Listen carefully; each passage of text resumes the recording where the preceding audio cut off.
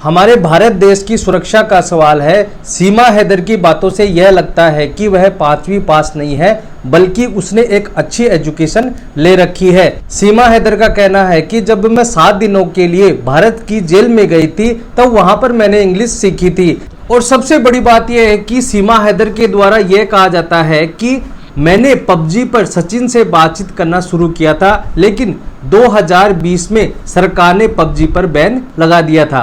सीमा हैदर ने अपने बारे में और क्या इंटरेस्टिंग बात बताई है, मैं आपको आगे बताऊंगा। वीडियो अच्छा लगा तो प्लीज इसे लाइक करें। अगर आप चैनल पर नए हैं तो प्लीज चैनल को सब्सक्राइब जरूर करें।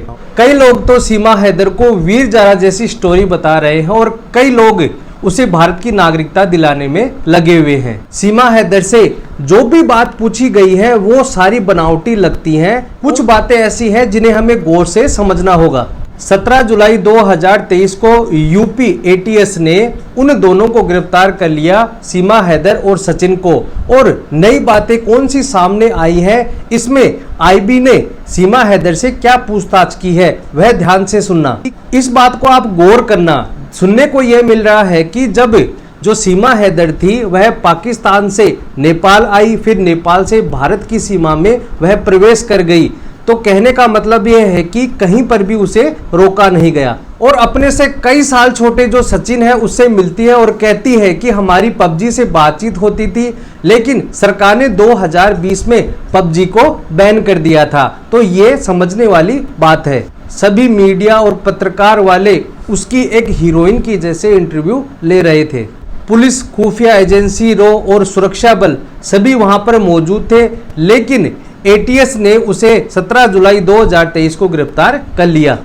पहला सवाल तो ये आता है कि जब सीमा हैदर भारत की सीमा में आती है तो उसने कई देशों की सीमाओं को चकमा दिया है। साथ ही यह बताया जाता है कि वह पबजी की शौकीन थी और वह अपने 4 बच्चों के साथ कई देश की सीमाओं को पार करते हुए भारत में आती है। उसके पास 3 मोबाइल पाए जाते हैं, कई सिम पाई जाती हैं, और उसे इतना समय कैसे मिल जाता है। एक सवाल और सामने आता है कि क्या सीमा हैदर और उनके 4 बच्चों के क्या उसके पास पासपोर्ट और वीजा है? अगर वीजा और पासपोर्ट हैं तो उसने कैसे बनवाए? साथ ही एक सवाल भी सामने आता है कि ऐसे कौन से पैसे वाले व्यक्ति से उसके साथ संपर्क है जो इतने लाखों रुपए खर्च करके वह भारत की सीमा में आई।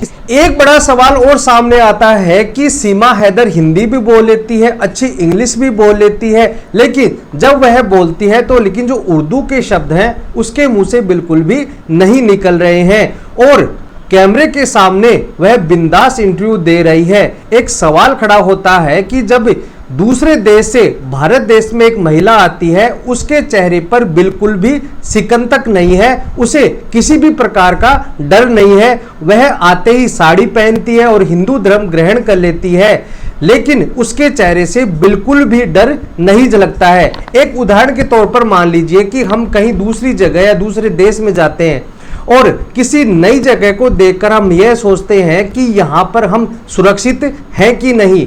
इसी बात का भी सीमा हैदर को डर बिल्कुल भी नहीं है। तो ये एक बड़ा सवाल होता है। अगर आज के आधुनिक समय में देखें तो एक लड़का और लड़की अगर कहीं से मिलने आते हैं तो लड़की के द्वारा लड़के का फैमिली बैकग्राउंड देखा जाता है, उसका सामाजिक रहन सहन देखा जाता है, लेकिन सीमा हैदर ने लाखों रुपए खर्च करके सचिन के घर आ जाना एक बड़ा सवाल खड़ा होता है। आपने सीमा हैदर और सचिन का कभी इंटरव्यू भी देखा होगा, उसमें आपने यह देखा होगा कि जो सचिन है इंटरव्यू देते वक्त उसके चेहरे पर एक गंभीरता सी नजर आती है, वह सहमा सहमा सा रहता है, लेकिन सीमा हैदर के द्वारा एक खुलकर कैमरे के सामने इंटरव्यू दिया जाता है, उसे किसी भी चीज का डर नहीं है। कई लोग तो यह कह रहे हैं कि सीमा हैदर ने हिंदू धर्म ग्रहण कर लिया है और सबसे बड़ी बेवकूफी ये की जा रही है कि सोशल मीडिया पर लोगों के द्वारा सीमा हैदर को एक मुहिम छेड़ी जा रही है कि उसे भारत की नागरिकता दी जाए। 17 जुलाई 2023 को यूपी एटीएस ने दोनों व्यक्तियों को गिरफ्तार कर लिया है और उनसे पूछताछ की जा रही है। पूछताछ में सीमा हैदर ने यह बताया है कि 13 मई 2023 को मैंने अवैध रूप से भारत की सीमा में प्रवेश किया था।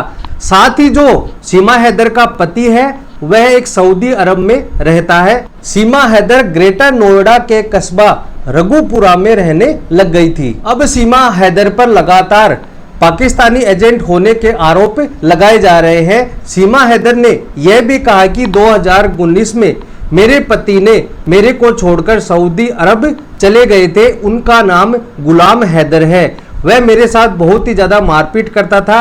और जो गुलाम हैदर है वह एक वीडियो जारी करता है और उसमें यह कहता है कि जो मेरी पत्नी है सीमा हैदर, उसे पाकिस्तान भेजा जाए। और भारत सरकार से यह निवेदन किया जा रहा है कि जो मेरी पत्नी है उसे पाकिस्तान दोबारा से भेजा जाए। लेकिन सीमा हैदर का यह कहना है कि अब सचिन ही मेरा पति है, मैं जिंदगी भर इसके साथ ही रहना चाहती हूँ। इंटेलिजेंस ब्यूरो का यह कहना है कि जो सीमा हैदर है उसके जो चाचा जी हैं वह पाकिस्तान की सेना में सूबेदार है और उसका भाई पाकिस्तानी आर्मी में है। उससे पहले सीमा हैदर ने यह अपने बयानों में कहा था कि उसका भाई सेना में नहीं है बल्कि सेना भर्ती की तैयारी कर रहा है। एटीज इस बात की जांच कर रहा है कि इसकी बात कितनी सच है। सीमा के पाक ISI से भी संपर्क बताए जा रहे हैं, लेकिन यह एक घुसपैठ का मामला है। घुसपैठ का जो मामला वह एक संगीन मामला है। इससे यूपी ATS के साथ IB और सुरक्षा बल और रॉ पर भी बड़ा प्रश्न चिन्ह लगता है। इस मामले की गहराई से जांच करनी चाहिए जिससे हकीकत सामने आए। हमें यह सोचना चाहिए कि किसी भी जांच के बिना हमें किसी व्यक्ति को हीरो हीरोइन नहीं बनाना चाहिए। हमें बात की तह तक जाना जरूरी है ताकि पता लग सके कि सीमा हैदर का भारत की सीमा में क्या काम है। यह प्रश्न आपको एक बार जरूर सोचना चाहिए। तो दोस्तों आज के लिए इतना ही। वीडियो अच्छा लगा हो तो प्लीज इसे लाइक करें। अगर आप चैनल पर नए हैं तो प्लीज चैनल को सब्सक्राइब जरूर करें।